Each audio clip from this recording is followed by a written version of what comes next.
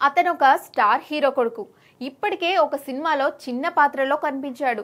దీంతో అతను star hero legacy continue చేస్తూ హీరోగా మారతాడనుకుంటే అందుకు భిన్నంగా దర్శకత్వం వైపు మొగ్గు చూపుతున్నాడు.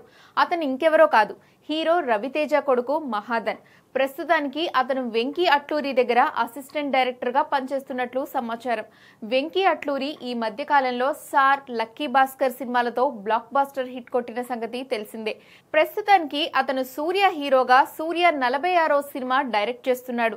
ఇంకా టైటిల్ ఫిక్స్ చేయని ఈ సినిమాకి రవితేజ కుమారుడు అసిస్టెంట్ డైరెక్టర్ గా పనిచేస్తున్నట్లు సమాచారం.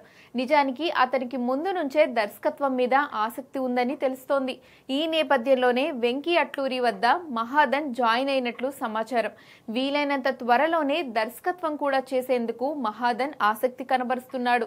అయితే తన తండ్రితోనే మొదటి సినిమా చేస్తాడా లేక ఇతర హీరోలతో ప్రయత్నాలు చేస్తాడా అనే విషయం మీద ప్రస్తుతానికి క్లారిటీ లేదు. కానీ దర్శకత్వం చేయడం అయితే ఖాయమంటున్నాడు మహాదన్. నిజానికి టాలీవుడ్ లో స్టార్ హీరోల కొడుకులు హీరోలుగానే అరంగేట్రం చేయడం సాధారణంగా చూస్తుంటాం. కానీ మాస్ మహారాజా తనయుడు మాత్రం అందుకు భిన్నమైన మార్గాన్ని ఎంచుకున్నాడనే చెప్పాలి.